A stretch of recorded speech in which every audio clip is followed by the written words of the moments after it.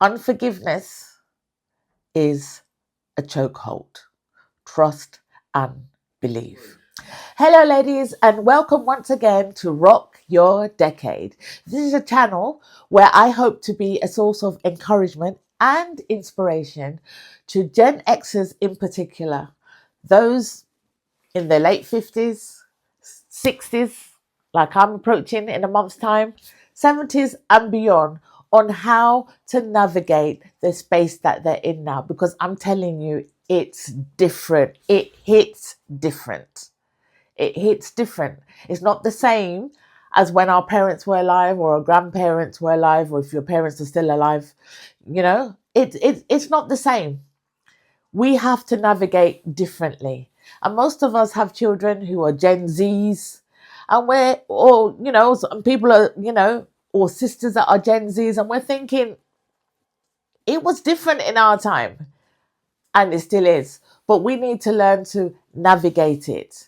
And that's why I've built this channel to encourage all of us who are still going through. And there's light at the end of the tunnel. There is. But we need encouragement. So please like, subscribe, and join the tribe. And let's build a community here.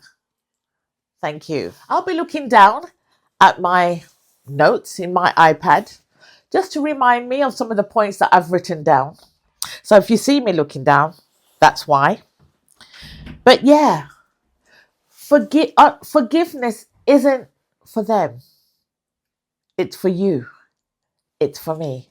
When we forgive someone, as in genuinely forgive someone, it's not for their sake.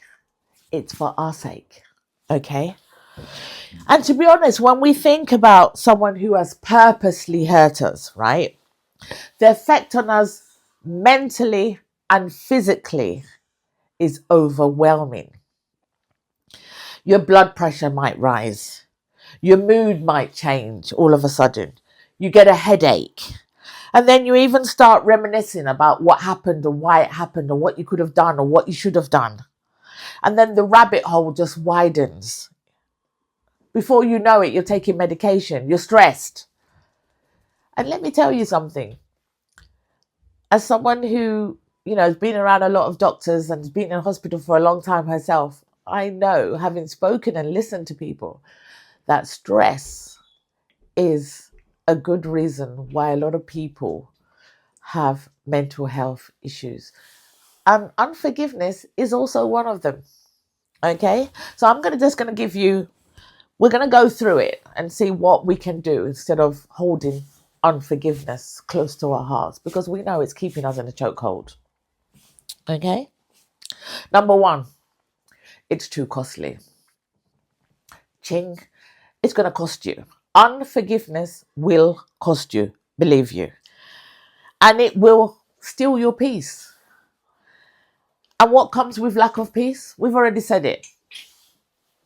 Sickness, anxiety, not being able to get things done because our minds are on what he did, what she did, what I could have done. When you choose to forgive, you get paid double in peace. But when you chose to hold on to unforgiveness, the cost is also greater. Okay? What else does it call? Bitterness. You become a bitter person. Whenever you hear the mention of that name, your face screws up. Whenever you see that person doing well, for example, your face screws up. You're not happy. And when you hear that person having calamities, serves them right, you're not happy. You're still not happy. Bitterness. I've seen it in life. I've seen it in other people's lives. And I do not want to be a part of that. Heartache. When we have unforgiveness, it can hold us at the heart, at the strings of our heart. We don't want that. I've always talked about stress. I've already talked about sickness. An inability to move forward especially in regards to relationships. You know, someone's done you wrong, and because of that, you're never going to go out again. You're never going to trust a man again. You're never going to court again. You're never going to have another friend again.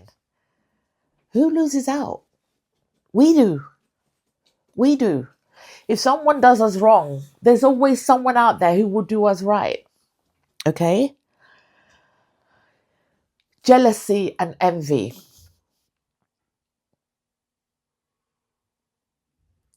It's so horrible.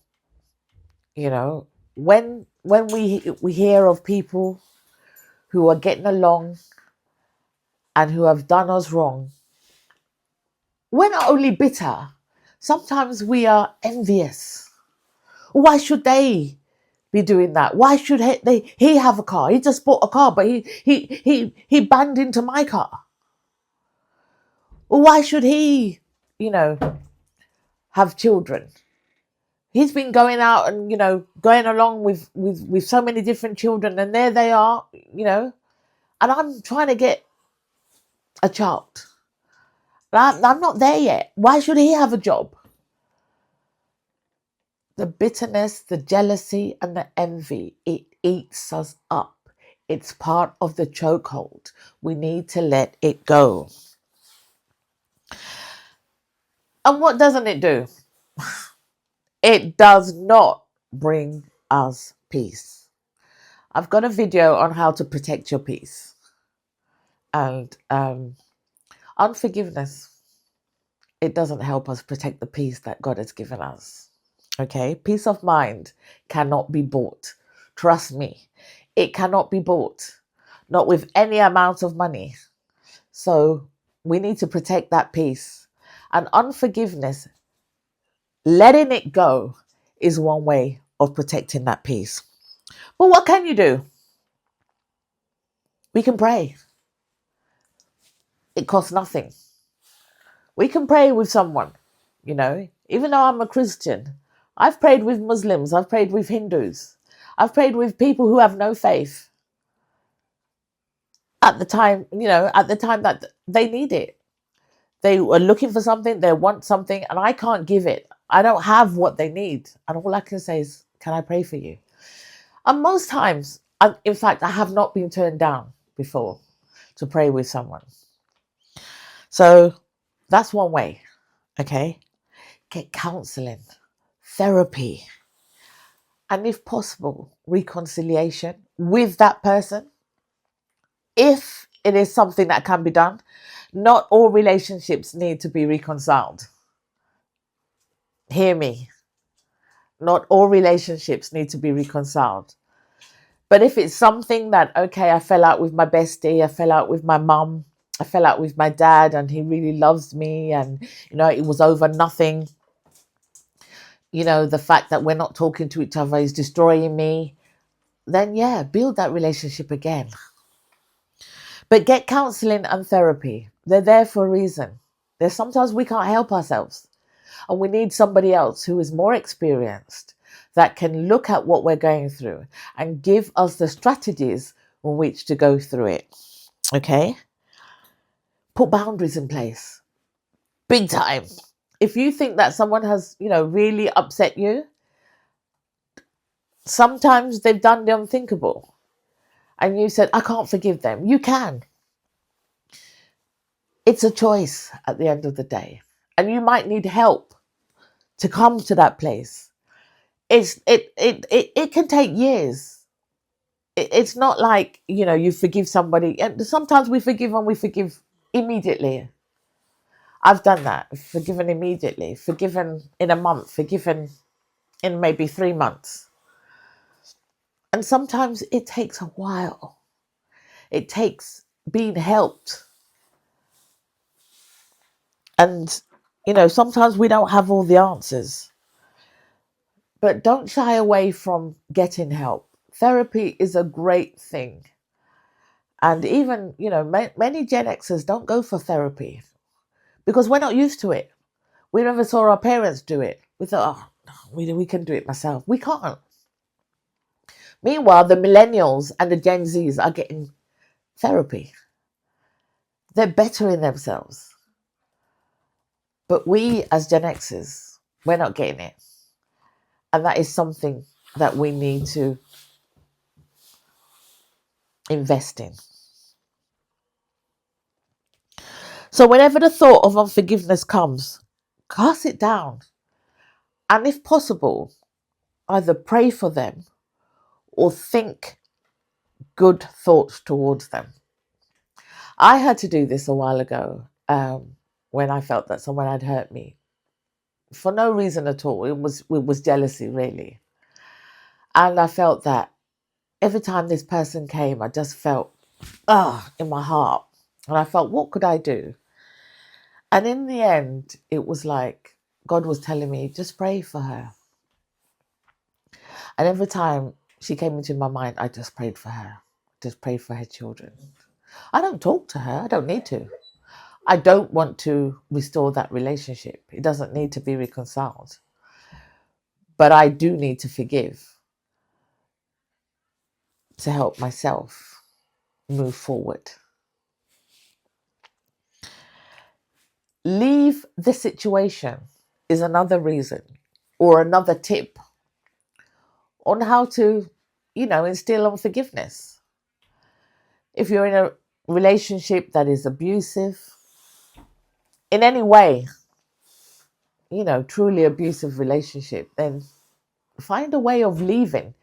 You might not want to leave permanently. And I believe some relationships do need you to leave permanently, especially if your life or the life of your children is in danger. Then yes, you need to leave.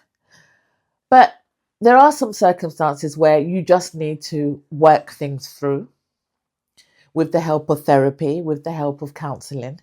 And maybe you can live in different places until you can come together and then rebuild what has been demolished in one way or another. Okay? Another thing you can do is to start to invest in yourself, especially around self-love and care. Self-love, self-care. When somebody has broken you down in one way or the other, you can decide to say, okay, that person has done something to me or said something about me, and it's made me look at myself differently. I don't love myself anymore. I feel one kind about myself. And, if you've gone for counseling or gone for therapy, then you can start then to say, okay, what would I do? What do I do to people I love? And start doing those things for yourself. Start going out. Start treating yourself. Start. There's so many things that you can be doing in terms of looking after your health, looking after your mental health, going out with friends, making new friends, looking into your career, changing your career. There's so many things that we can do rather than stay in that chokehold of unforgiveness that is actually killing us. Don't do it. Don't let them have hold over you. They've already done something to you that has caused you to be in unforgiveness. Don't let it continue. Don't let them continue to have that hold over you. Forgive. Let them go and live your life. I hope this was useful to you. And if it was, please like, please subscribe, and I'll see you in the next one. But in the meantime, please remember to rock your decade.